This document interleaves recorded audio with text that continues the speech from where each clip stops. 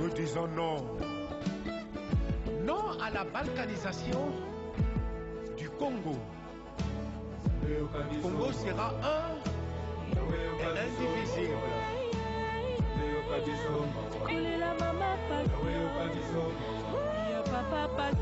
Non à la violence.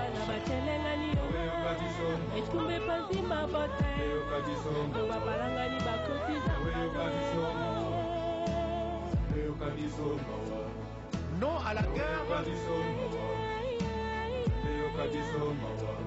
Yahweh. Et la capo est là. Tout se fait la il faut maquiller à la Congo et Tanga.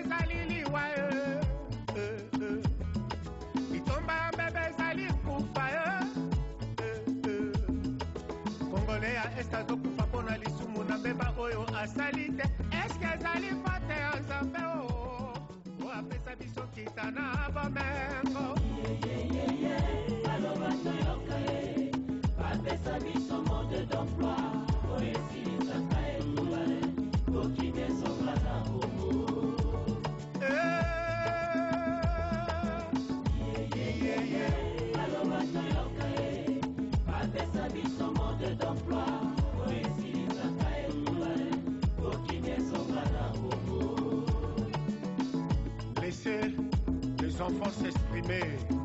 Souffrance à Égypte, na mémoire à Bana Israël et Toboï. Et pourtant, Congo est un abattement, elle est abonnée à faire Motindo. Na esti zusinga, bato ya lolenge kasi ya bitumba teo. Mama bakolela, bandeko na biso bakufi. Makila ekotanga, unissons-nous, restons collés, combattons la guerre.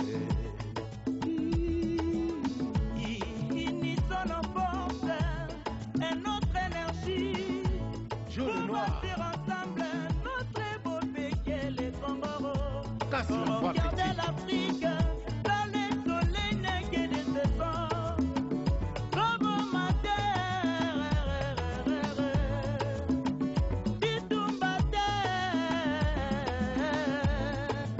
nous voulons la paix.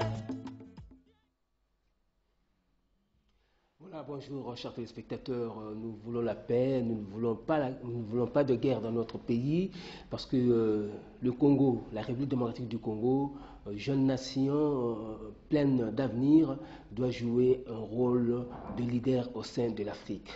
Bon nombre de penseurs, bon nombre d'hommes politiques à travers le monde ne cessent de dire que le développement de l'Afrique tout entière pourra partir de la République démocratique du Congo, au vu de toutes les ressources sur tous les plans qu'on retrouve dans notre pays.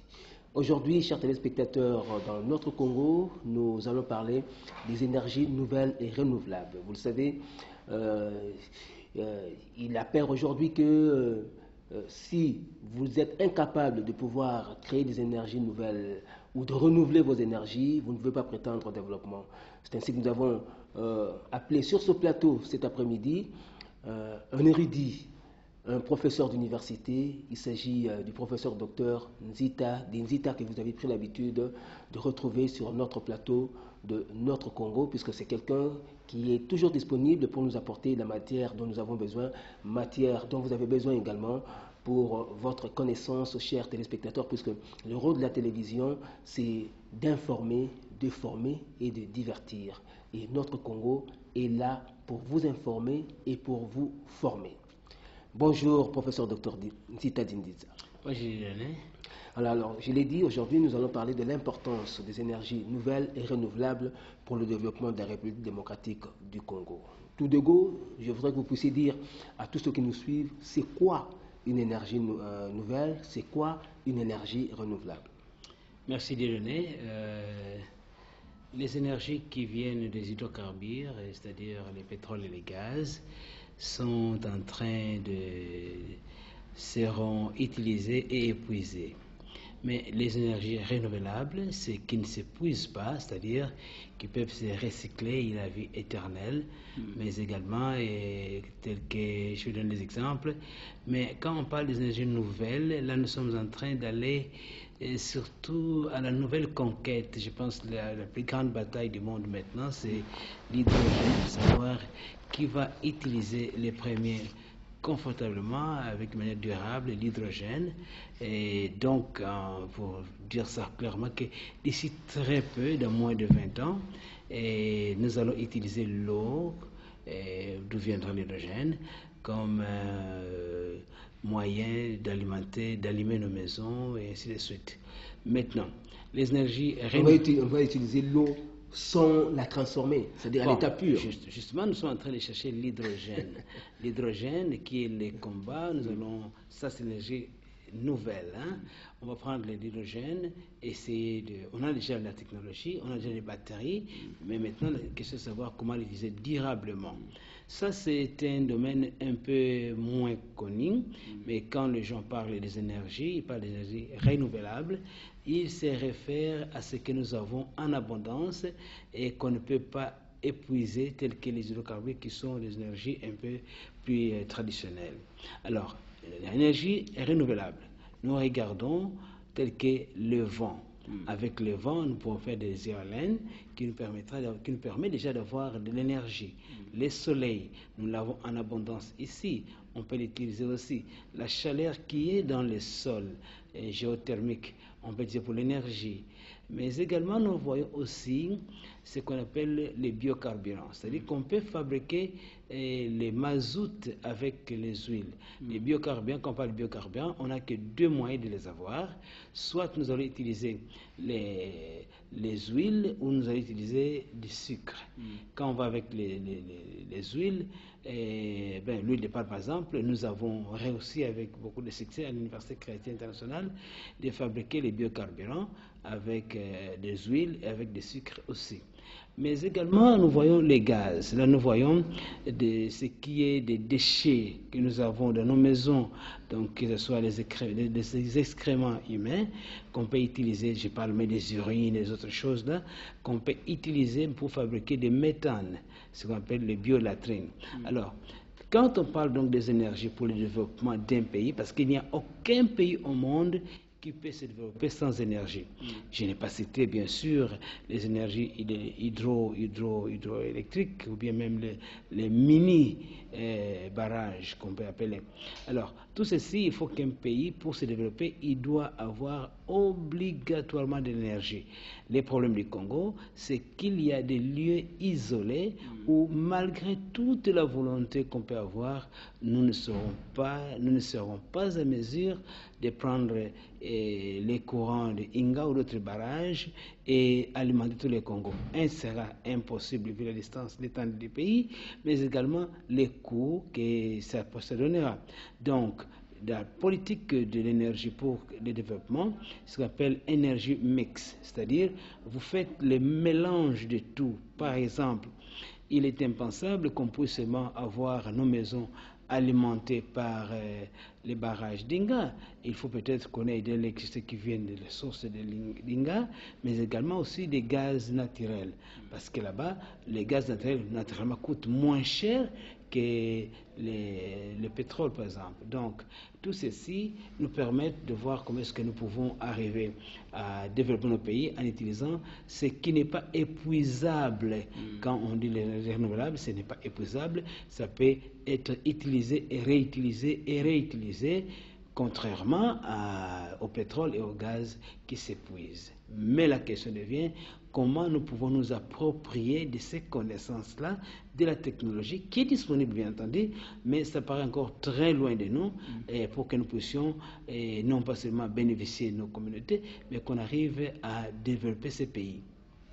Oui, je voudrais savoir si la RDC potentiellement a les moyens de pouvoir renouveler ses énergies, les énergies qu'elle possède, et si elle a également les moyens de créer des énergies nouvelles. Tout à fait. La RDC a tout. C'est un des plus grands secrets cachés de RDC, c'est sa potentialité énergétique. Nous avons au moins à peu près 2000 cours d'eau, hormis ce que les fleuves autres, mais nous avons 2000 cours d'eau à travers la République. Donc là-bas déjà, avec les Donc, disons, fleuves, rivières, lacs, tout à fait. confondus, Oui, je vois maintenant même les petites rivières là qui peuvent permettre que nous ayons de l'énergie. Donc nous avons d'abord ça. Donc parlant d'énergie hydroélectrique, la RDC a une potentialité incommensurable. Mais ce n'est pas seulement ça. Nous sommes le deuxième poumon de l'humanité, et c'est là où à l'Université chrétienne internationale nous amenons recherche maintenant. C'est-à-dire que dans nos forêts, il y a beaucoup de fruits que nous ne consommons pas, mais qui tombent et qui pourrissent dans nos forêts. Alors, il y a deux choses que le Congo doit faire en pensant à ces énergies-là. D'abord, nos parents utilisent déjà les énergies, le bois, c'est quand même une sorte d'énergie. Mais alors moi je parle maintenant, je viens de la recherche de l'Université chrétienne internationale. Nous prenons les fruits là qu'on utilise, que nous ne consommons pas, mais qui tombent, ce sont les gros fruits. Ils ont la capacité soit d'avoir des huiles ou du sucre. Là-bas, nous avons pensé que nous pouvons, nous autres, développer à travers ça les biocarburants. Parce que nous ne sommes pas sûrs des données si nous voulons encourager des nouvelles plantes qui viennent d'ailleurs. Vous savez, quand on faisait Ingashaba, et quand je parle, les gens qui m'entendent dans le Bandundu ou dans le Bas-Congo connaissent c'est quoi les plantes Zaïre ou bien d'autres choses qu'on appelle. Mais nous avons eu des plantes qu'on a amenées ici pour empêcher que des grandes plantes arrivent à toucher nos câbles. Mais ces plantes ont colonisé nos anciennes végétations, on appelle ça biome, et ça a dérangé totalement notre végétation, qui est dans beaucoup de parties du Congo, il n'y a plus ce que nous mangeons. Donc nous ne voulons pas importer de nouvelles plantes ici. Nous sommes en train de dire, voilà, on ne les connaît pas encore. Tous les pays du monde protègent les végétations pour ne pas amener de nouvelles plantes. Donc je ne suis pas fanatique des gétophanes, mais je pense qu'il y a beaucoup de fruits qui tombent inutilement dans nos forêts et que nous pouvons créer ce que nous ne croyons pas aussi au microcrédit, nous croyons au microcapital. Donc là-bas, maintenant, j'apporte quelque chose que j'appelle la sylviculture. C'est la science qui s'occupe du traitement des forêts et des services scientifiques des forêts. Si nous pouvons avoir les gens peuvent ramasser ces fruits qui tombent, parce qu'une société traditionnelle vit de la cueillette et de la pêche et de la chasse. Mais du moins, la cueillette, ils peuvent ramasser ces fruits-là. Et nous, c'est de l'argent qui est là, et c'est beaucoup d'argent. On peut créer des biocarburants avec ça. Donc, aujourd'hui, nous autres, en répondant à votre question, oui, il y a la potentialité, mais qui pourrit dans nos forêts. Donc, nous sommes en train de voir comment prendre ces fruits-là, des gros fruits parfois, qui donnent beaucoup d'huile ou beaucoup de sucre, et qui sont déjà la matière première indispensable pour la création du biocarburant. Mais également, prenez une ville telle que Kinshasa, il faut avoir une politique qui va voir, nous avons beaucoup des excréments humains. Je parle des urines et des matières fécales, de nos si nous pouvons développer les biolatrines, alors avec les biolatrines, ce n'est pas compliqué, nous arrivons à créer le méthane, gaz méthane, qui peut aider maintenant pour la cuisson de nourriture, autre chose, et ce n'est pas aussi mauvais que ça paraît, parce que l'eau que vous avez bu aujourd'hui a été recyclée au moins 1000 fois. Donc c'est le même eau qui était venue, évaporer, revenir, ainsi de suite. Mais là-bas, la technologie est là qu'on pouvait le faire. Il y a des pays qui le font déjà à travers le monde, et c'est une technologie facile. Donc, il y a la technologie, mais nous devons forcer nos enfants de comprendre que ça est là. Parlons maintenant du soleil, parce que là, nous sommes déjà au soleil. Et on parle maintenant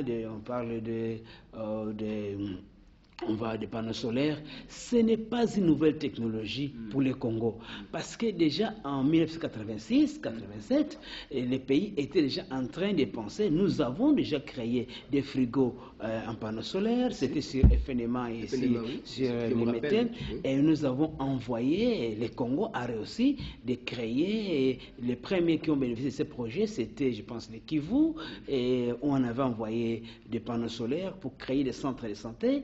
Il qui avait 3 missions: donner l'éclairage, stériliser les instruments et garder le vaccin. Parce qu'on ne peut pas avoir des vaccins sans avoir les moyens de les mettre au frigo, par exemple. Donc, tout ceci, nous avons la capacité. Ce qui manque de donner, justement, c'est les connaissances. C'est pourquoi nous sommes en train de nous battre, et nous autres, à l'Université chrétienne internationale, que les étudiants apprennent immédiatement les technologies que nous avons, la disponibilité de l'énergie, pour que nous présentions au pays l'énergie mixte. Et heureusement, quand nous parlons aujourd'hui, notre pays, notre Parlement a voté, est en train d'aller vers une loi qui va libéraliser les marchés de l'énergie, parce qu'il faut se le dire, les SNEL ne saura pas nous satisfaire tous, et il y a moins de 10% des Congolais qui bénéficient de l'ESNEL. Les 10% qui en bénéficient, pour être sûr, c'est 6% qui en bénéficient, ils n'en ont pas tous les jours. Mais il nous faut maintenant créer ce qu'on appelle énergie mixte, où toutes ces sortes d'énergie doivent être mises ensemble dans un paquet et voir les liens isolés. On peut utiliser les batteries, donc l'énergie, si je parle même des solaires, les éoliennes, les vents, voir les ruisseaux qu'on peut mettre des mini-barrages, et voir encore comment utiliser encore même les bois, mais pas déboiser, parce que les Congolais ne déboisent pas sauvagement. Les déboisements dont on parle ici, ce n'est pas les déboisements des Congolais qui prennent leur petit bois de feu, parce qu'on n'emploie pas les beaux bois. C'est les gens qui font, on prend les bois morts de toutes les personnes, mais c'est les bois qu'on exporte qui est le danger, et on doit reboiser. Mais quand même, on ne peut pas s'oublier que les bois et les charbons restent quand même un moyen aussi pour l'énergie. Et j'ai compté insister que le problème que nous avons le plus grand, c'est que nos étudiants, nos enfants ne connaissent pas beaucoup cette technologie. Et donc il faut former des gens. Il faut former des gens qui pourront maîtriser, disons, ce domaine. Tout à fait. D'énergie renouvelable, d'énergie nouvelle. Et la Banque mondiale, les Nations Unies et le PNUD, je pense, ont même suggéré que